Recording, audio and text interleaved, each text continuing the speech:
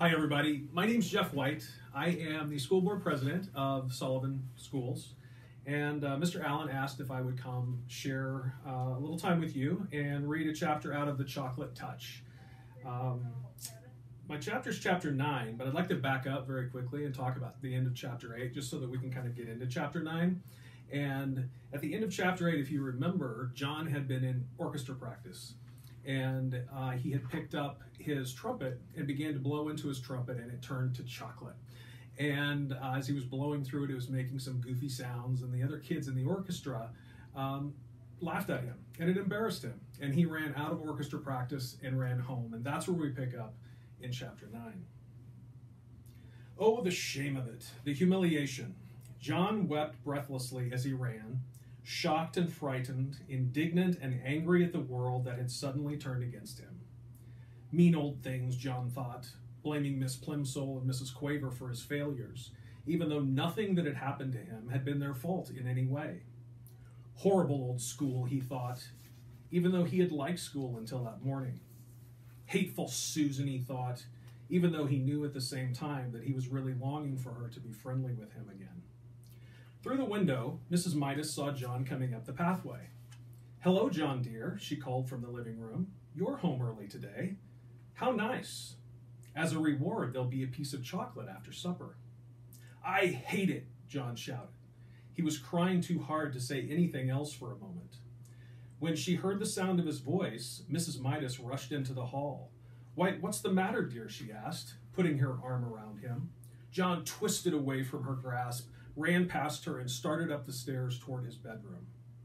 "Susan doesn't want me at her birthday party," he said as he went. "I know she doesn't. Well, I don't want to go to her rotten old party anyway." "I don't think you really mean that," Mrs. Midas said. "Besides," and John was halted by the softness of her voice, "Mrs. Buttercup just telephoned to say she was going to drive over herself at 4 o'clock to pick you up." "She did?" John said, blinking down at his mother from the top of the stairway. "Yes, she did," Mrs. Midas assured him. "So you'd better hurry and get yourself washed and brushed. Your party clothes are laid out on your bed." There were games on the Buttercup's lawn while it was still warm enough outside. Later, the party supper, including the birthday cake, was going to be served indoors, and there would be a magician and a short movie. John joined in the Blind Man's Bluff and Grandmother's Footsteps and Fox and Geese, and soon he became more cheerful. He even temporarily forgot about chocolate. Susan looked very pretty. Her yellow curls had been brushed so hard that they looked silkier than ever. She was wearing a big blue ribbon the same color as her eyes. Her cheeks were flushed with excitement, a deeper pink than her new party dress. On her feet were dainty little white socks and white shoes with straps that buttoned. Between games, Susan smiled at John and said, "I'm glad you came." They seemed to be on good terms again. Then Mr. Buttercup approached, bringing a bucket of water from the garage. He set it down in the middle of the lawn without spilling a single drop. "We're going to duck for apples," Susan whispered to John. "The boys against the girls. You can be the captain of the boys' team." The two teams lined up for the race, Susan leading the girls and John the boys. "The idea is this," Mr. Buttercup explained. "When I say go, not yet, John, Susan and John will run to the bucket. There are 12 apples floating in the bucket and 12 people in the race. Using only their teeth, Susan and John will grab their apples and run back to their lines. As soon as they touch the hands of the number 2 runners in their teams, Denny and Duncan, Susan and John will go to the end of their lines, and Denny and Duncan will run to the bucket to duck for apples. Do you all understand the way it's going to work? All right, 1 to get ready, 2 to get steady, and 3 to go." Susan bounded ahead like a jackrabbit and had her face deep in the bucket by the time John reached her side and crouched down for his apple. He got his eye on a big red one with its stalk jutting up conveniently for him to grab. He lowered his face, opened his mouth, and lunged. Somehow his nose reached the apple before his teeth did and pushed it below the surface of the water.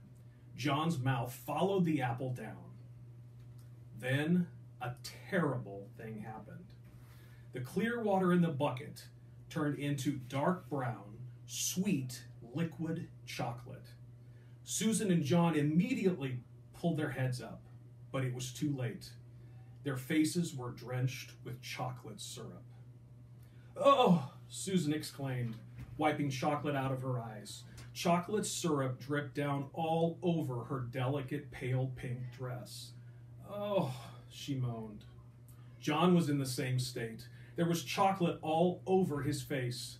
There was chocolate on his white shirt front and on his gray flannel shorts, and there was chocolate in his mouth. "Glug," John said. "Glug." Susan was too surprised and angry to speak. For the second time that day, she turned her back on John and ran away from him. Mrs. Buttercup offered to clean John up, but he couldn't bear to stay at the party another minute. He started off at once for home. Well, thanks for letting me spend some time with you today. I hope you enjoy reading the rest of The Chocolate Touch.